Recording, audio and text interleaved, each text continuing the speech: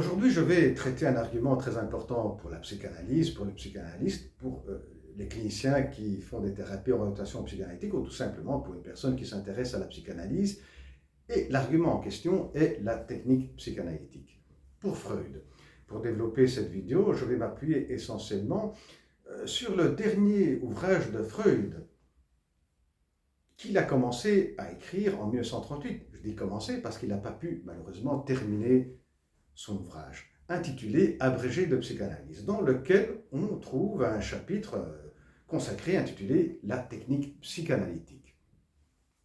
C'est un peu son testament en tant que praticien, en tant que théoricien de la psychanalyse. Tenez compte que Freud, en 1938, avait déjà à son compte plus de 40 ans d'expérience en tant que praticien. Voyons ce que Freud nous lègue, nous dit à propos de la technique psychanalytique. Commençons par le début. L'analyste qui reçoit le patient devra trouver dans le moi du patient un allié. Et pour cela, il faut que une partie du moi du patient soit encore un minimum de cohérence et une certaine capacité d'intelligence dans la relation avec l'extérieur. Si ce n'est pas le cas, ce sera difficile de poursuivre un travail exigeant comme le travail analytique. C'est par exemple le cas d'un patient psychotique dont une partie du moi a perdu sa cohérence et sa relation au monde extérieur est fort abîmée. Alors, le patient est invité à s'exprimer, à parler dans une atmosphère de grande liberté. Et là se stipule un pacte entre l'analyste et le patient. Il y a du côté du patient, on s'attend à une totale sincérité, du côté de l'analyste, une totale discrétion. Et dans ce pacte où on s'attend à une totale sincérité du patient, on formule la fameuse règle fondamentale qui indique qu'on invite, on sollicite le patient à dire tout ce qui lui passe par la tête, ce qu'on appelle procéder par association libre. Au fur et à mesure que les séances vont se poursuivre, il y a des choses qui vont se présenter d'une manière inattendue, qu'on ne pouvait pas prévoir. Il y a d'autres choses qu'on peut prévoir, que l'analyste peut prévoir.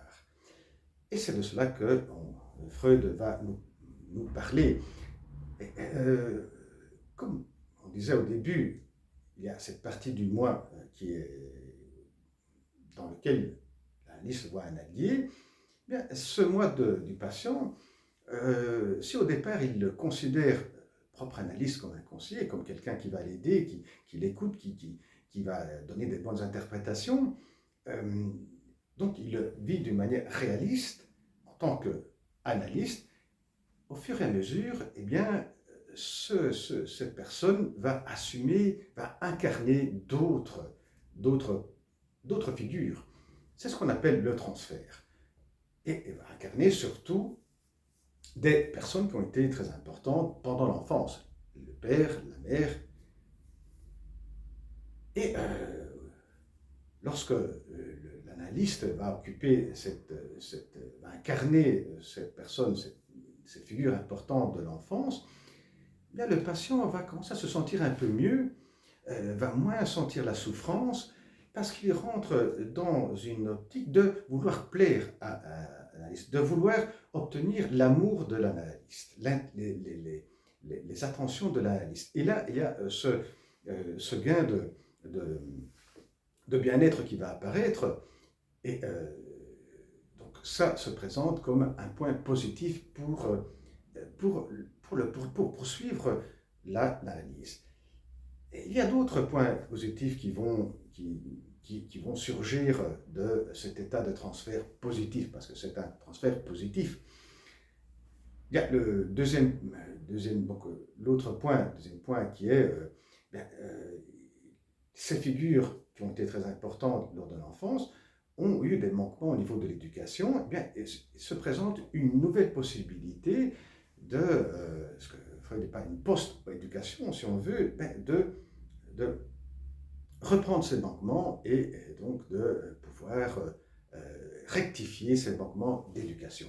Et l'analyste va occuper cette fonction d'éducateur, si on veut. Mais attention, dit Freud, le risque c'est qu'il puisse se prendre pour un maître, pour l'idéal du patient, et après abuser de cette fonction. Donc il doit toujours tenir un certain équilibre, de ne pas abuser, et donc de ne pas abuser de cette position, et tenir compte de la spécificité du patient.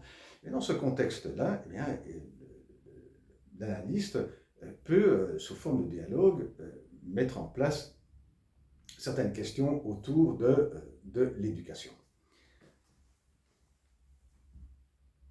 L'autre point positif, c'est que avec le transfert, qu'est-ce qui va se passer?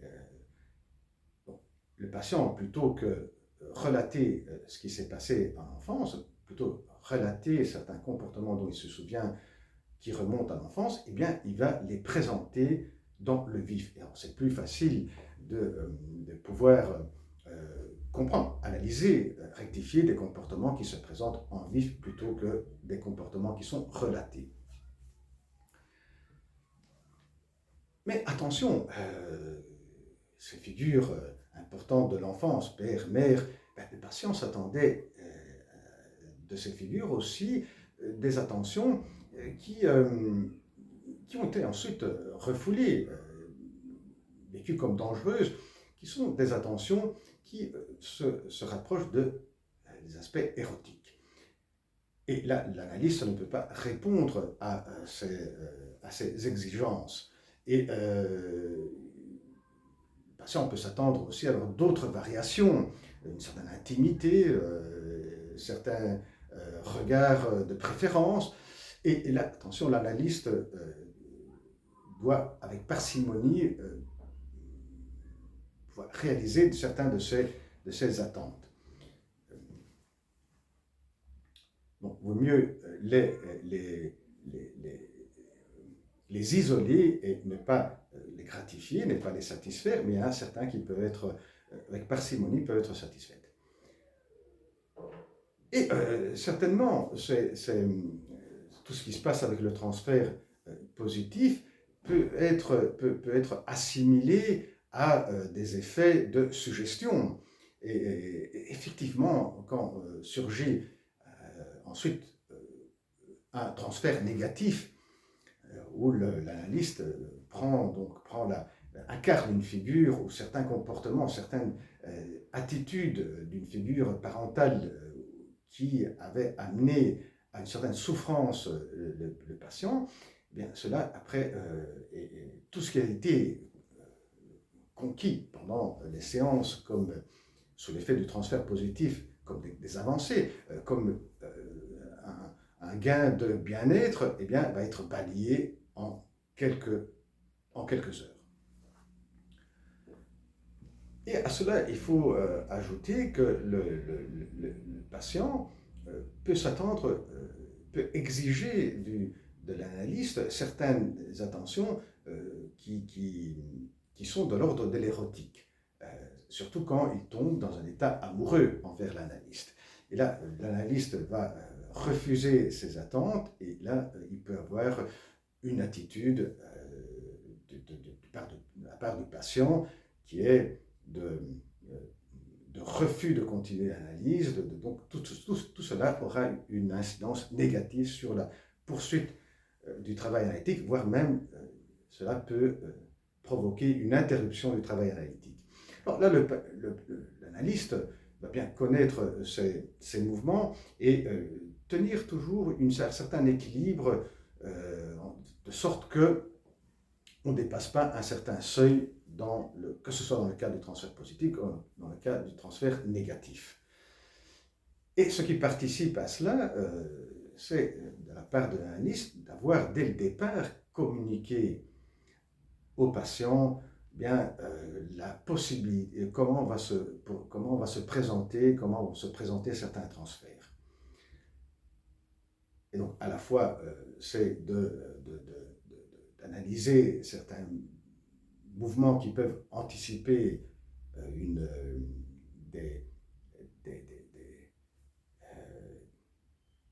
des augmentations d'agressivité ou d'amour, et d'autre part d'avoir dit dès le départ, voilà, donner certaines explications.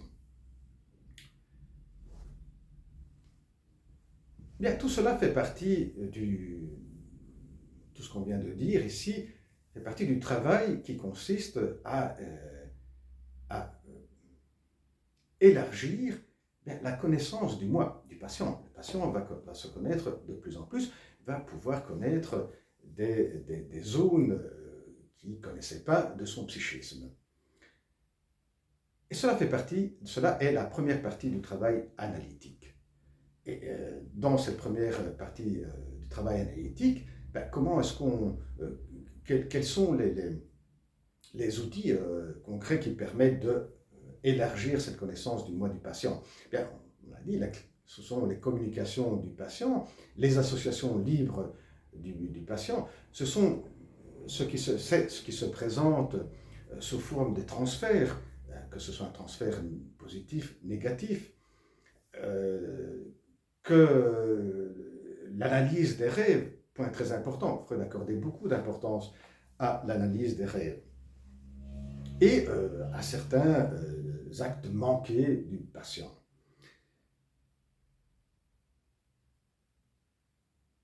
Et du côté de l'analyste, les outils que l'analyste a pour élargir le contenu, les connaissances du moi du patient, il y a le silence, il y a des moments de soulignement, il va souligner certains mots, certaines phrases du patient. Il y a des moments où il y a un dialogue entre les deux, par exemple dans le cas de ce qu'on appelait post-éducation, il y a des moments d'interprétation, et il y a ce que Freud appelait la construction. Quand l'analyse connaît un peu mieux le patient, il a beaucoup de données à disposition, il peut présenter une reconstruction.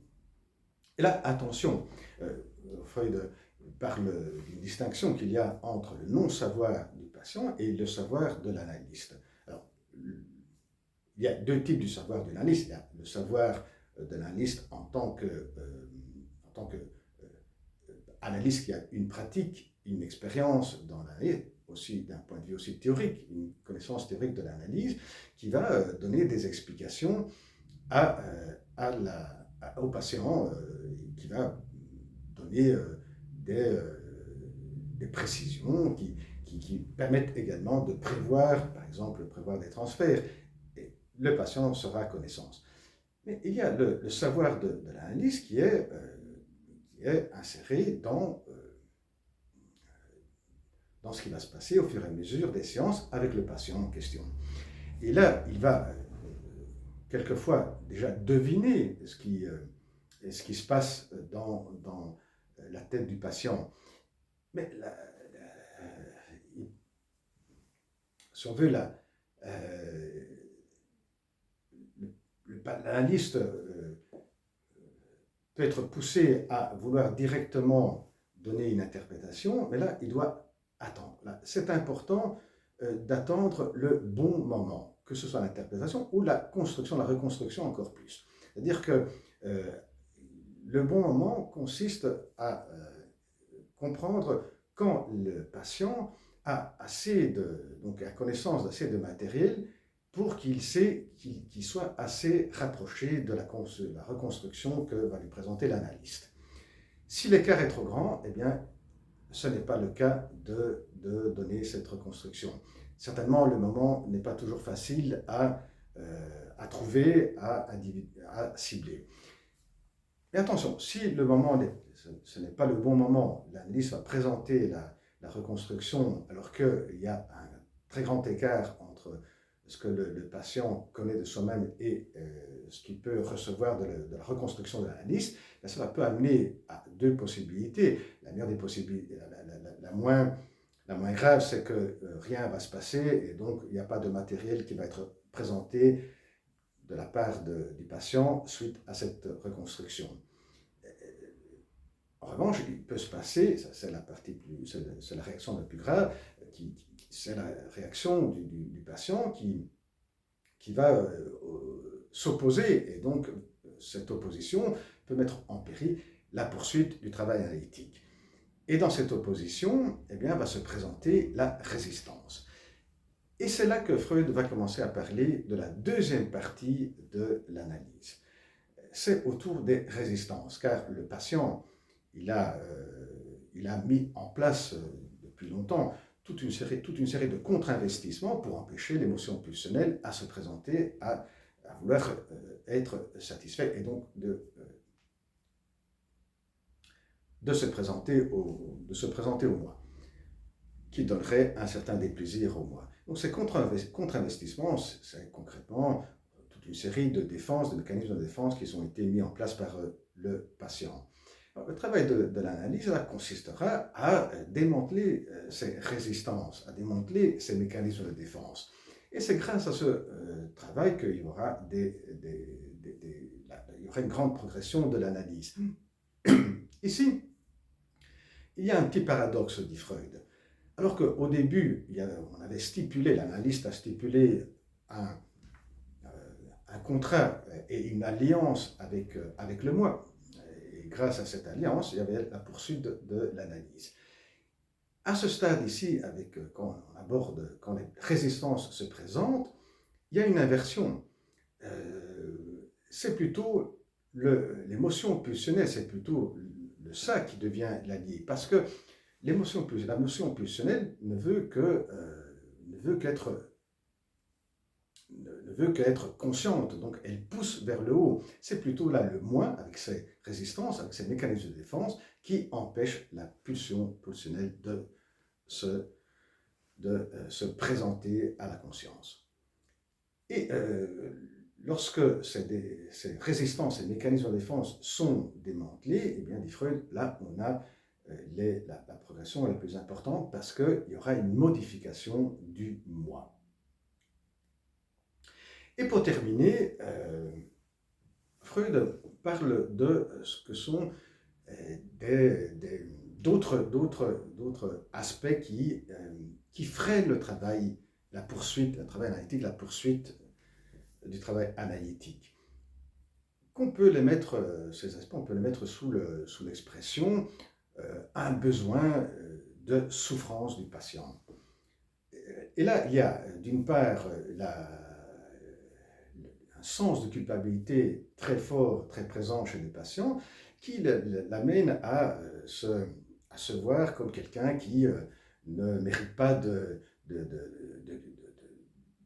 d'avoir du bonheur, qui ne mérite pas de bien vivre et qui mérite de continuer à être dans cet état de souffrance. Et un autre aspect qui se présente, qui participe à ce besoin de souffrance, c'est qu'il y a une tendance à l'auto-destruction qui peut se présenter, qui est une démixion de la pulsion, la pulsion de mort qui va se détacher de la pulsion de vie, et donc ce besoin cette agressivité envers soi-même qui pousse le patient à vouloir maintenir sa souffrance, voire même à augmenter sa souffrance. Donc là, l'opération de l'analyste sera d'amener le patient à démanteler ce surmoi hostile. Et pour terminer, Freud évoque un dernier aspect qui freine la poursuite la progression de l'analyse, qui est autour de la mobilité de la libido.